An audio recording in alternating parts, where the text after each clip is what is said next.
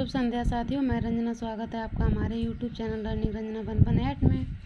आशा करते हैं आप लोग स्वस्थ होंगे, मस्त होंगे, पढ़ते रहे होंगे। आइए शुरुआत करते हैं आज एक छोटे से टॉपिक की, जिसका महत्वपूर्ण विषय है उष्णकटिबंधीय सदाबहार वन। आइए देखते हैं उष्णकटिबंधीय सदाबहार वन क्या हैं और इनकी विशेषताएं क्या हैं। इन वनों में कौन कौन से वृक्ष पाए जाते हैं एवं भारत में इनकी अवस्थिति कहाँ कहाँ है। परीक्षा की दृष्टि से बेहद महत्वपूर्ण टॉपिक है। आइए समझते हैं। उष्णकटिबंधीय सदाबहार वन, ये वन भारत के उन भागों में पाए जाते हैं जहां औसत वार्षिक तापमान 22 डिग्री सेल्सियस से अधिक तथा वर्षा 200 सेंटीमीटर से अधिक होती है। ये वन कहाँ पाए जाते हैं? जहां औसत वार्षिक तापमान 22 डिग्री सेल्सियस से अधिक तथा वर्षा 200 सेंटीमीटर से अधिक होती है। जहां औसत वार्षिक तापमान 22 डिग्री सेल्सियस से अधिक और वर्षा लगभग 200 सेंटीमीटर से भी अधिक होती है। यहाँ ऐसे क्षेत्रों में ये वन पाए जाते हैं। इन वनों के वृक्ष अपनी पत्तियां नहीं गिराते। इनकी विशेषताएं क्या हैं? इन वनों के वृक्ष अपनी पत्तियां नहीं गिराते तथा वर्ष भर ये हरे भरे रहते हैं।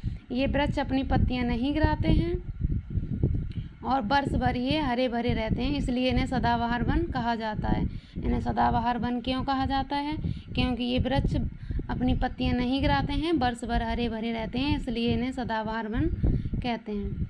इन वनों में वृक्षों की लंबाई लगभग 60 मीटर ऊंची इसकी लंबाई होती है। इन वनों में उष्णकटिबंधीय सदाबहार वनों में वृक्षों की लंबाई लगभग 60 मीटर ऊंची तथा वनों का घनत्व अधिक होता है। ऊंचाई लगभग 60 मीटर वृक्षों की होती है और वनों का घनत्व कैसा होता है? अधिक होता है। मतलब वनों में एकदम से वृक्षों की सघनता होती है, सघन होते हैं, एकदम घने वन होते हैं। इन वनों की लकड़ियाँ कठोर होती हैं। उष्णकटिबंधीय सदाबहार वनों की लकड़ियाँ कैसी होती हैं? कठोर होती हैं, और कठोर होती हैं इसलिए ये बहुत ही उपयोगी और मूल्यवान लकड़ियाँ होती हैं। एवं वृक्षों की अनेक प्रजातियाँ मिलती हैं। इन वनों में ये कठोर लकड़ियाँ होती हैं और इन वनों में वृक्षों की अनेकों प्रजातियाँ मिलती हैं। इन वृक्षों में हजारों प्रकार के वन्य प्राणी पाए जाते हैं। इन वनों में हजारों प्रकार के क्या पाए जाते हैं? वन्य प्राणी पाए जाते हैं। वन्य प्राणी जैसे बंदर और भी ये सब वन्य वाले प्राणी जो वनों में रहते हैं। वनों में पाए जाने वाले वृक्ष, इन वनों में कौन कौन से वृक्ष पाए जाते हैं देखते हैं।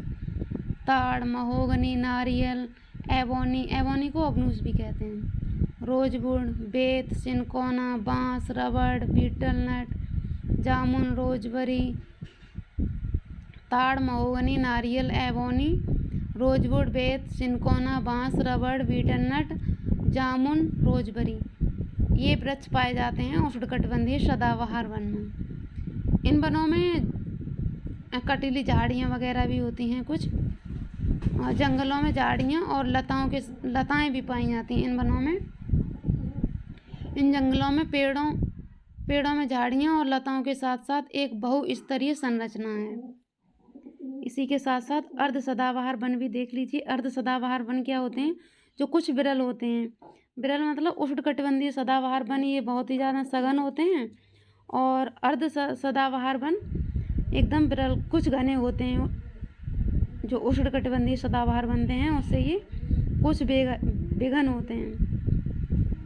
इनमें वृक्ष पाए जाते हैं साइडर, होलक तथा केल प्रजाति के वृक्ष पाए जाते हैं। कौन कौन से पाए जाते हैं? साइडर, होलक तथा केल प्रजाति के वृक्ष। आइए देखते हैं भारत में इन वृक्षों की अवस्थिति कहाँ कहाँ है।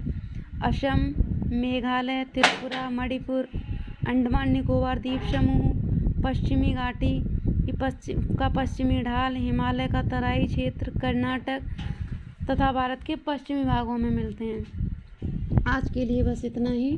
हमारी ऐसी ही महत्वपूर्ण जानकारी और पाने के लिए जुड़े रहिए हमारे साथ। वीडियो कैसी लगी लाइक कमेंट करके अवश्य बताइए। चैनल अभी तक सब्सक्राइब ना किया हो तो सब्सक्राइब कर लीजिए। तब तक के लिए स्वस्थ रहिए, मस्त रहिए, पढ़ते रहिए।